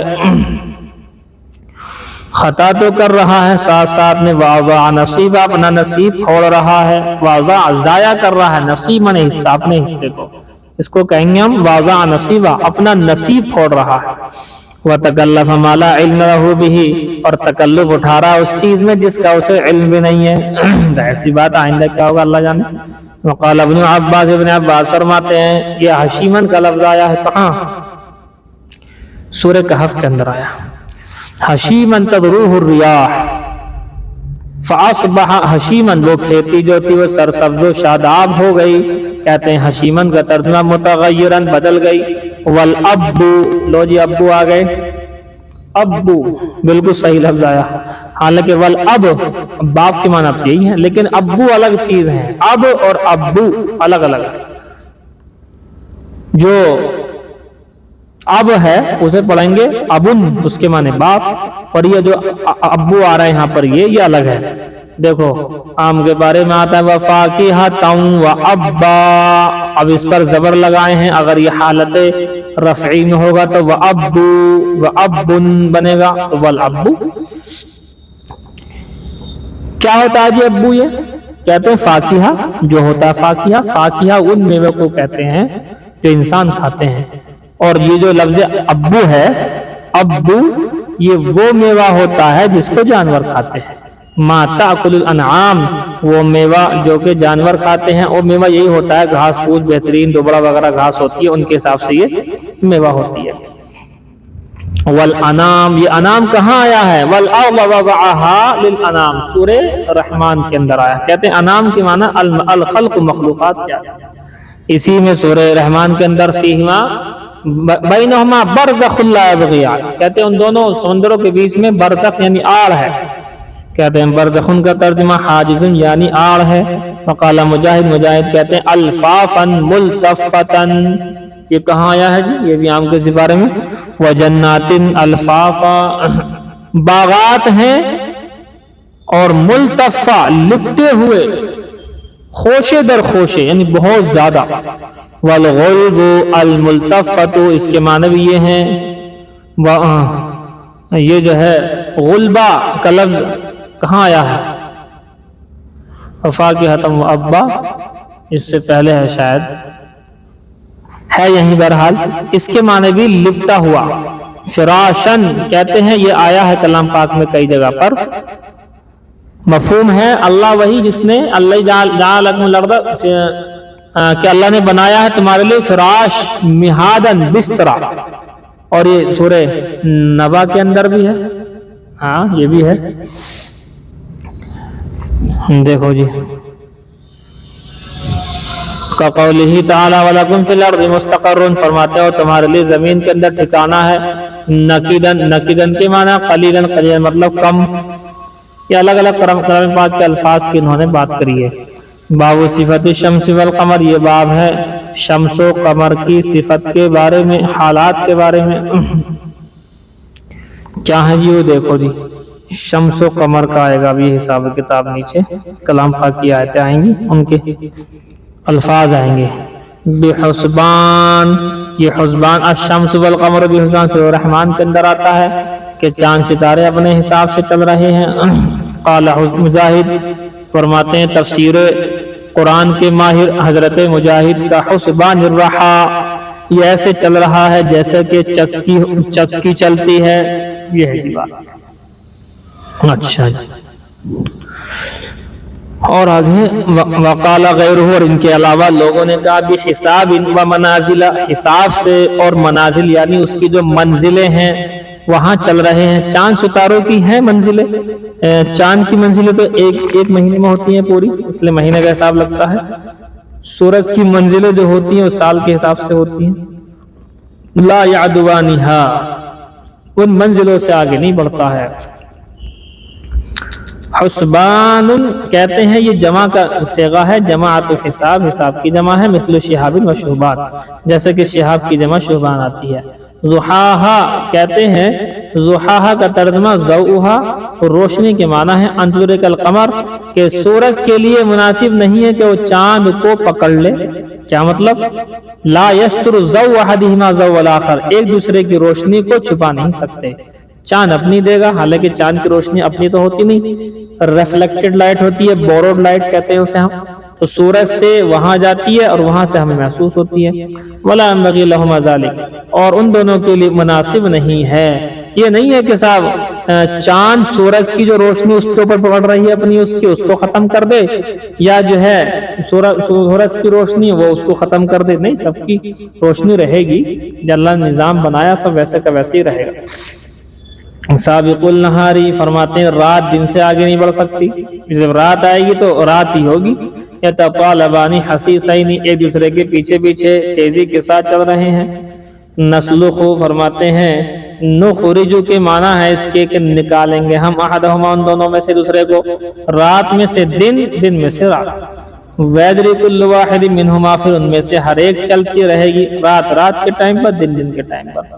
واہیہ، واہیہ کا ترجمہ کہتے ہیں واہیہ یعنی کمزور، اور کمزور کا مطلب تشققها، اس کا پھٹنا، آسمان کا پھٹ جانا اس سے مراد ہے۔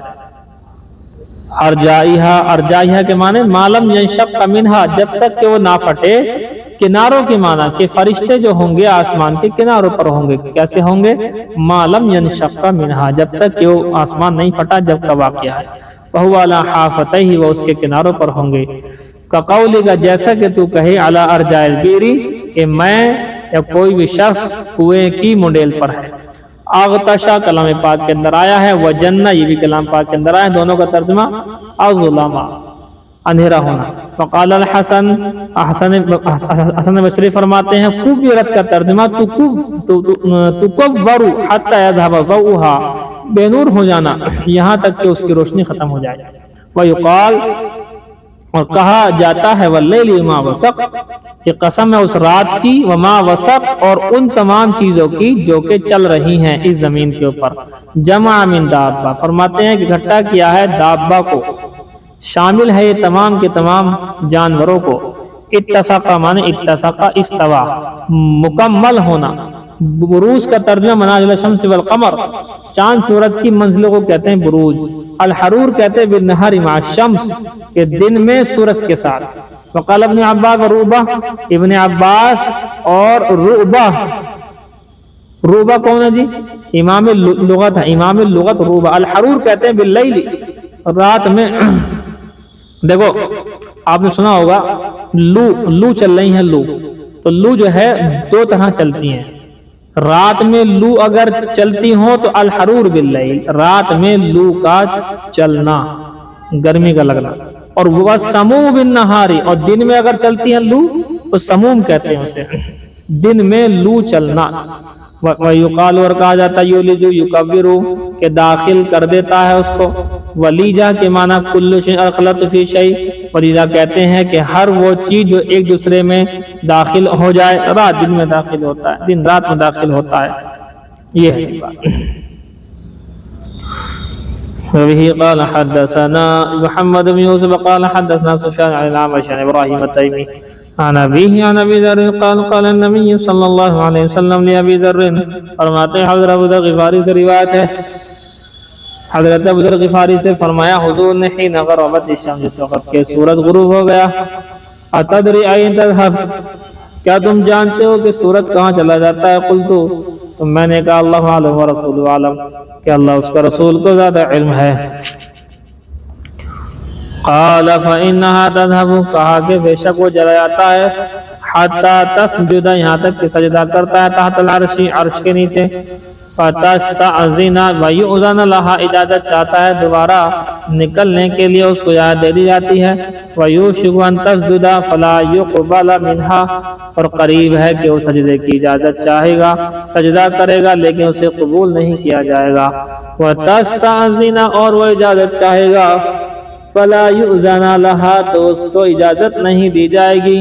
فیقال لها، بل سے کہا جائے گا ارجعی من حیث شئت، تو وہیں سے نکل جہاں سے تو آیا ہے۔ فتطلع من مغربها، تو اس طریقے سے سورج مغرب سے طلوع ہو جائے گا. فذلك قوله تعالی، یہی تو اللہ تعالیٰ کا قول ہے. والشمس تجری لمستقر لها، اور سورج چل رہا ہے اپنے اپنے مدار پر، اپنے اپنے ٹھکانے کے لیے. ذالک تقدیر العزیز العلیم، اور وہی ہے عزیز العلیم، غالب حکمت والے کا اندازہ. اللہ نے جیسے جس کو بنایا نا ویسے ہی چل رہا ہے. وبه قال حدثنا مسدد قال حدثنا عبد العزيز بن المختار قال حدثنا عبد الله بن داناج قال حدثني ابو سلمة بن عبد الرحمن عن ابي هريرة عن النبي صلى الله عليه وسلم قال الشمس والقمر مكوران يوم القيامة، فرماتے ہیں سورج اور چاند دونوں بے نور ہو جائیں گے قیامت کے دن. وبه قال حدثنا يحيى بن سليمان قال حدثني ابن وهب قال اخبرني عمرو ان عبد الرحمن بن القاسم حدثه عن ابي عن عبد الله بن عمر انه كان يخبر عن النبي صلى الله عليه وسلم قال، کہ بے شک نبی صلی اللہ علیہ وسلم سے خبر دیتے ہوئے کہتے ہیں کہ حضور نے ارشاد فرمایا، ان الشمس والقمر لا يخسفان لموت واحد ولا لحیاته، بے شک سورج اور چاند جو ہے یہ جو ہے سورج اور چاند کو گہن نہیں لگتا ہے کسی کی موت کی وجہ سے نہ کسی زندگی کی وجہ سے. ولیکنہما آیاتان من آیات اللہ، لیکن یہ دونوں کی دونوں اللہ کی نشانیوں میں سے نشانیاں ہیں. فَإِذَا رَأَيْتُمُوهَا فَصَلُّوا، جب تم یہ چاند گرہن یا سورج گرہن دیکھو تو نماز پڑھ لیا کرو. کیا ہے جی؟ حضرت ابراہیم جو حضور کے بیٹے ہیں، لاسٹ بیٹے ہیں، یہ حضرت ابراہیم حضور کے لاسٹ بیٹے ہیں. حضرت ماریہ سے ہے ان کا انتقال ہوا. انتقال پر سورج گرہن ہو گیا تو لوگوں کے ذہن میں یہ تھا کسی بڑے آدمی کی موت یا کسی بڑے آدمی کے انتقال پر یا کسی کے بڑے آدمی کی پیدائش پر ایسا ہوا کرتا ہے. حضور نے اس کی نفی فرمائی کہ ایسا نہیں ہے، کسی کی موت یا کسی کی زندگی سے اس کا کوئی تعلق نہیں، اللہ کے نشانوں سے نشانیاں ہیں. ہاں یہ آپ کر سکتے ہو، جب کبھی ایسا دیکھو، سورج گرہن دیکھو یا چاند گرہن دیکھو تو ایسا کر لیا کرو، نماز پڑھا کرو. اب آپ مجھے بتائیں، دو ہیں یہ، چاند گرہن الگ ہوتا ہے، سورج گرہن الگ ہوتا ہے. چاند گرہن رات میں ہوتا ہے، سورج گرہن دن میں ہوتا ہے. نمازوں کا ذکر آپ کو آیا ہوگا، نمازیں نوٹ کر لیجیے آپ. صلاۃ خسوف کاف سے اور صلاۃ خسوف خا سے، یہ دو نمازیں ہیں. صلاۃ خسوف کاف سین واو فا خسوف، اب کا ہٹا کے لگا دو خا تو بنے گا خسوف. تو صلاۃ خسوف کہتے ہیں وہ نماز جو سورج گرہن کے وقت میں ادا کی جائے. مرد حضرات کے لیے ہے کہ جماعت سے بھی ادا کر سکتے ہیں اور اکیلے بھی ادا کر سکتے ہیں. سورج گرہن کی نماز صلاۃ خسوف کہلاتی ہے، یہ امتحان میں آ سکتا ہے، اور یہ جماعت سے بھی ادا کی جا سکتی ہے، بنا جماعت کے بھی. ہم نے پڑھی ایک مرتبہ لاک ڈاؤن میں، یہ سورج گرہن تھا تو ہم نے اپنی مسجد کے اندر ہی باقاعدہ میں نے پڑھائی جماعت کے ساتھ نماز. اچھا، دوسرا چاند گرہن رات میں ہوتا ہے، اس کی نماز کو صلاۃ خسوف کہتے ہیں. خسوف خاص ہے، یہ جو ہے ہر حال میں تنہا ہی پڑھنی ہے، جماعت نہیں ہوتی اس کی. لکھ لیا آپ نے؟ آگے کی دو تین روایتیں یہی ہیں، ایک دم سے پڑھ لو. وبه قال حدثنا اسماعيل بن ابي اويس قال حدثني مالك عن زيد بن اسلم عن عطاء بن يسار عن عبد الله بن عباس قال قال النبي صلى الله عليه وسلم ان الشمس والقمر آیتان من آیات اللہ، خود سمجھ لو آسان ہے. لا يخسفان لموت احد ولا لحادث، ابھی پر بول کر کے آیا ہوں. فاذا رايتم ذلك، بس جب تم اس کو دیکھو تو فذكروا اللہ، اللہ کا ذکر سے مراد یہاں پر نماز پر آ چکا. وبه قال حدثنا يحيى بن كثير قال حدثنا الليث عن عقيل عن ابن شهاب قال اخبرني عروة ان عائشہ فرماتی، حضرت عائشہ نے اخبرت خبر دی اس بات کہ ان رسول اللہ صلی اللہ علیہ وسلم یوم خسفت الشمس قام فکبر، اللہ کے رسول صلی اللہ علیہ وسلم نے جس دن کے سورج گہن ہوا تو کھڑے ہوئے تکبیر کہی اللہ اکبر کہہ کر نماز پڑھانی شروع کیا نہیں۔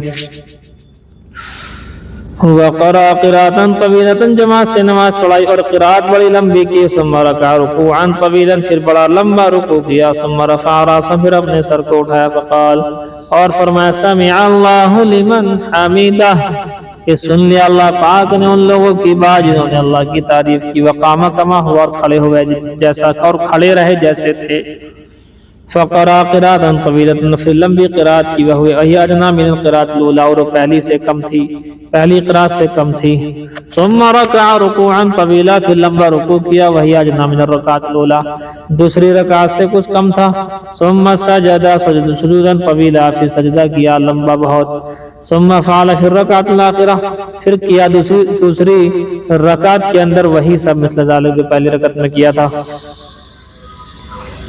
ثم سلم پھر نماز پڑھی پھر سلام پھیرا، وقت تجلت الشمس اور تحقیق کے سورج طلوع ہو گیا،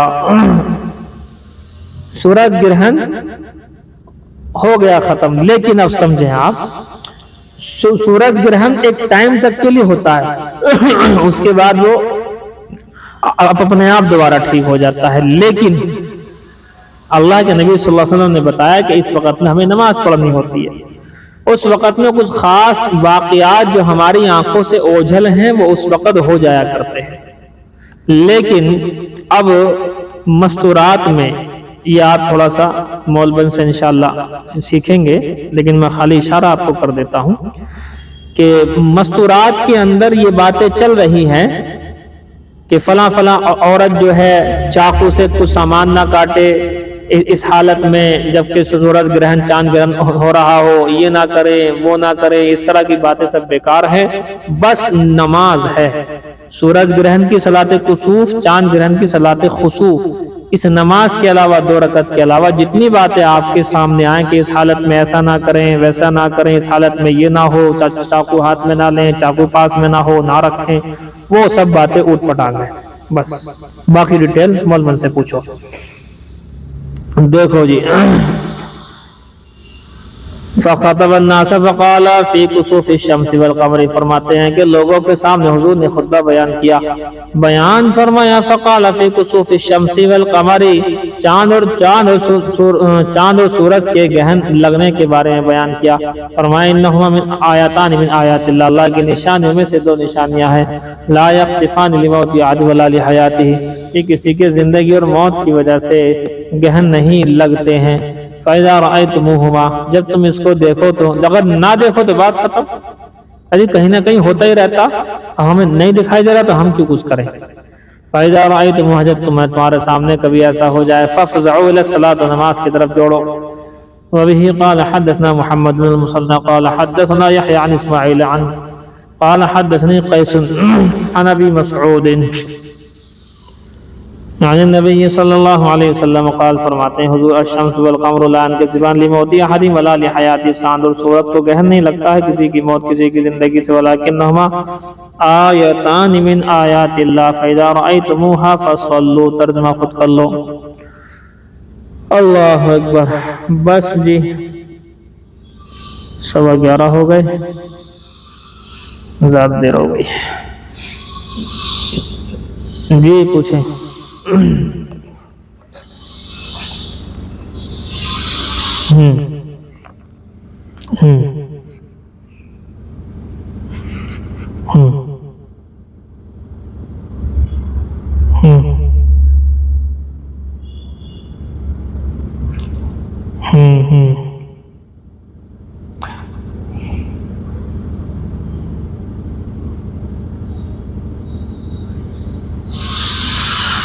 یہ جو بھی آپ کو جس نے بھی کہا ہے اہل حدیثوں کا سایہ ہے، ان کے اوپر اہل حدیثوں کا سایہ ہے، ورنہ مستورات کو تو مرد حضرات کے بارے میں یہ بات نہیں کہنی چاہیے۔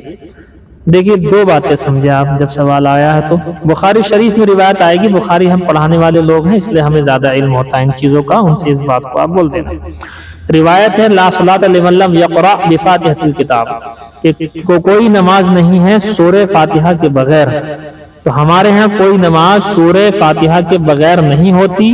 اب نماز پڑھنے والے 3 طرح کے لوگ ہیں، नंबर 1 इमाम वो पढ़ेगा, उसकी सूरह फातिहा के बगैर नहीं होगी। नंबर 2 मुनफरिद यानी अकेले, जैसे कि आप भी पढ़ते हैं घर में अकेले पढ़ते हैं, या अकेला कोई मर्द पढ़ रहा है, उसकी बगैर सूरह फातिहा पढ़े नमाज नहीं होगी। अब आ जाइए, अब बचा एक शख्स जिसके बारे में आपका सवाल है, मुक्तदी, इमाम के पीछे जो आदमी खड़ा है, उसके लिए दूसरी हदीस है, तिरमिजी के अंदर आया है यही रिवायत। वो क्या है कि जिस शख्स ने सूरह फातिहा नहीं पढ़ी उसकी नमाज नहीं, इल्ला अन यकूना वराअल इमाम, मगर ये कोई इमाम के पीछे हो तो उसकी सूरह फातिहा पढ़े बगैर होगी। क्यों? ये जो है अबू दाऊद शरीफ की रिवायत के अंदर है, मन कान लहू इमामुन फक़िरातुल इमामी क़िरातुल्लाह, जिस शख्स का इमाम हो तो इमाम का पढ़ना मुक्तदी के लिए काफी हो जाता है। तो इमाम की क़िरात मुक्तदी की क़िरात के लिए काफी, इमाम का सूरह फातिहा पढ़ना मुक्तदी की जानिब से सूरह फातिहा पढ़ने जैसा है, लिहाजा अब उनको कोई जरूरत नहीं है। रिवायतें सारी की सारी ठीक हो गई। नंबर 3 कलाम पाक के अंदर यूं आता है, वइज़ा क़ुरिअल क़ुरआन फस्तमिउ लहू व अंसितू लअल्लकुम तुरहमून, और जब कलाम पाक पढ़ा जाए तो कान लगाकर खामोशी के साथ सुनो।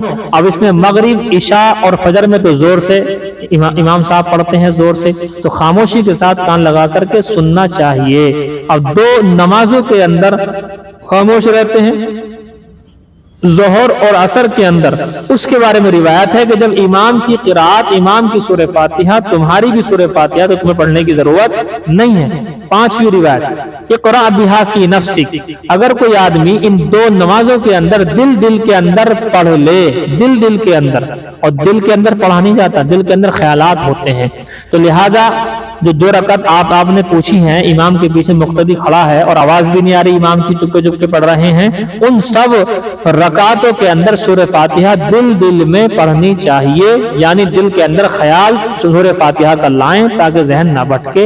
ये हमारे यहाँ पर है। बाकी जो अहले हदीस हजरात हैं बुखारी की उस रिवायत का मतलब गलत समझते हैं और वो ये नहीं जानते कि उस रिवायत पर अगर वो सूरह फातिहा इमाम के पीछे मुक्तदी पढ़ेगा, उधर इमाम पढ़ रहा है, इधर ये पढ़ रहा है, सब खल्त मल्त हो जाएगा। एक मरतबा आप सल्लल्लाहु अलैहि वसल्लम ने नमाज पढ़ाई, नमाज के बाद में तो कोई पीछे जो है हुजूर के पीछे पढ़ रहा था, हुजूर ने कहा कि मैं जो हूँ क्या देख रहा हूँ, माली उनाज़उ फिल कुरान, क्या हो गया मुझे कि मुझसे झगड़ा हो रहा है, कलाम पाक पढ़ने में मुझसे झगड़ा किया जा रहा है। झगड़ा कहने का मतलब ये होता है कि पीछे मुक्तदी पढ़ रहे हैं, मैं यहाँ पढ़ रहा हूँ, मेरा जहन जो है उसके अंदर कट हो रहा है। तो लिहाजा किसी भी तरह से मुक्तदी के लिए गुंजाइश नहीं है। अगर पढ़नी है तो दिल के अंदर ख्याल जिसे कहते हैं दिल के अंदर, उस तरह पढ़ सकता है, जबान से पढ़ने की मुक्तदी के लिए गुंजाइश नहीं। अब सारी हदीस ठीक हो गई, जो इमाम के लिए आई वो इमाम के लिए आई, जो मुनफरिद की हो गई, अब जो मुक्तदी की उस पर फिट हो गई, सारा दिन बढ़िया हो गया। लेकिन वो लोग चूंकि नहीं जानते इस तरह की चीजों को, जानते हैं लेकिन मानते भी नहीं इस तरह की चीजों को, तो गड़बड़ होती है। समझ में आई जी बात। ये अहले हदीस हजरात से हमारा इख्तिलाफ है, लंबा चौड़ा इख्तिलाफ है, इसे क़िरात खल्फल इमाम बोलते हैं। तो इसलिए चूंकि हम लोग रात दिन इसके जवाब देते रहते हैं तो हवाले सब चीजें जुबानों पर रहते हैं हमारे। तो ये हदीस की वजह, इमाम का पढ़ना मुक्तदी के लिए हो जाता है, उसको कोई जरूरत नहीं है। और अगर फ्री पढ़ना चाहता है तो हजरत अबू हुरैरा की रिवायत, सही रिवायत मुस्लिम शरीफ के अंदर मौजूद है, दिल के अंदर पढ़ लो। दिल के अंदर पढ़ने का मतलब दिल में ख्याल, ताकि जहन जहां तहां ना भटके। समझ गए जी आप बात।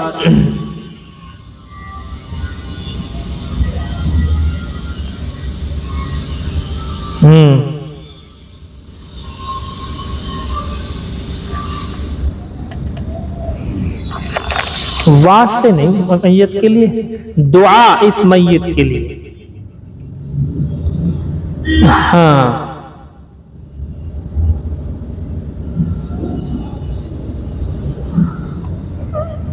अच्छा,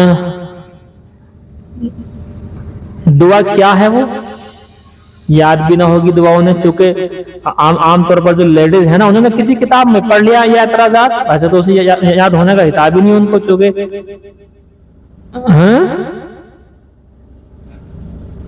मैं सुनाता हूं। अच्छा हाँ, मर्द पूछे तो कोई दिक्कत नहीं। देखो सुनो, अल्लाहुम्मा गफिर लिहय्यिना, ये है वो दुआ, ومیتنا وشاہدنا وغائبنا وصغیرنا وکبیرنا وذکرنا وانثانا، یہ ہے تو اللہم اغفر لحینا، اے اللہ ہمارے زندوں کی مغفرت فرما، ومیتنا ہمارے مردوں کی مغفرت فرما، اور اشارہ ہوتا ہے کہ جو میت سامنے رکھی ہے، جیسے اور میت ہماری، یہ بھی ایک میت ہے ہماری، میت کا لفظ موجود ہے یہاں پر، اللہم اغفر لحینا ومیتنا، اور ہمارے میت جو ہماری سامنے رکھی ہے، اس کو تو کہہ رہے ہیں اور کہاں سے میت آ گئی، تو لفظ موجود ہے، یہ بات بھی غلط ہے۔ اللہم اغفر لحینا ومیتنا، ہمارا جو مردہ ہے اس کی مغفرت فرما، اور ہمارے جو زندہ ہیں ان کی مغفرت فرما، زندے ہم کھڑے جتنے لوگ موجود ہیں تو سب کی دعا ہو رہی ہے، جو زندے کھڑے ہیں ان کے لیے بھی ہو رہی ہے، جو مردہ سامنے رکھا اس کے لیے بھی ہو رہی ہے، اور بھی ہے آگے، اور دیکھو اللہم اغفر لحینا ومیتنا ہو گیا، اور وذکرنا وانثانا، مردوں کی مغفرت فرما، عورتوں کی مغفرت فرما، وصغیرنا وکبیرنا، چھوٹوں کی فرما، بڑوں کی فرما، یہ ساری سب کے لیے آ رہی ہے، اور لفظ میت تو دعا میں موجود ہے، اللہم اغفر لحینا ومیتنا، میت میت میت میت تو مردے کو کہتے ہیں، کسے کہتے ہیں جی، اور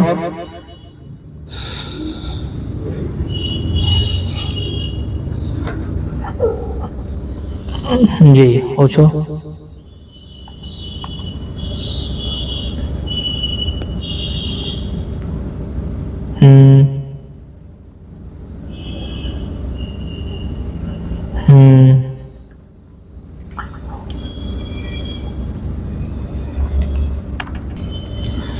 یہ تو اچھی بات ہے، بری بات نہیں ہے، کوئی آدمی خانہ کعبہ کا طواف زیارت ہو رہی ہو خواب میں اور رو رہا ہو، یہ تو اللہ کی محبت کی ہے بات، اور اس کا اثر سونے کے بعد تک رہے تو پھر اور بھی اچھا ہے، یہ تو بہت اچھی بات ہے، یہ خوبیاں ہر ایک کے پاس نہیں ہوتی، یہ چیز ہر ایک کے پاس نہیں ہوتی یہ چیز۔ چلیے میں ایک چیز آپ کو بتا دیتا ہوں، استاد کو کبھی کبھی یہ چیزیں بیان کر دینی چاہیے۔ سوئے ہوئے تھے اور جو ہے خواب میں ہمارے ایک دوست ہیں، وہ وہاں پر گئے ہوئے تھے عمرے کے لیے، تو وہاں موبائل لے کے گئے، وہ حضور کے پاس روضہ مبارک پر تھے، تو مجھے فون کیا وہاں سے خواب ہی میں کہ جو بھی آپ کو کچھ بولنا ہے مفتی صاحب، یہ میں اس وقت یہاں ہوں اور میں نے اسپیکر آن کر دیا، حضور سامنے ہے ادھر، آپ کو جو بولنا ہے یہاں سے بول سکتے ہو۔ اب میں بولنا شروع کیا عربی میں، اپنے جو بھی باتیں کہہ رہا تھا، اتنا رو رہا تھا میں کہ میں بس پوچھوں، رو کر کے میں نے حضور سے کچھ باتیں بتائیں کہ ایسے ایسے ایسے ایسے، بہت رو رہا تھا، بے پناہ رو رہا تھا۔ تو اس کی تعبیر ہم نے دی، پھر اور تعبیر سے معلوم ہوا کہ اچھا ہے، بہت اچھا ہے کہ حضور سے ایک مطلب محبت ہے، دلی محبت کی ایک علامت ہے یہ، تو یہ تو ان کے لیے بہت اچھا خواب ہے۔ خواب میں حج عمرہ کرنا ہی ایک خیر والی بات ہے، پھر اس کے اندر رونا، یہ سونے پہ سہاگا، یہ اور اچھا ہے، نور علی۔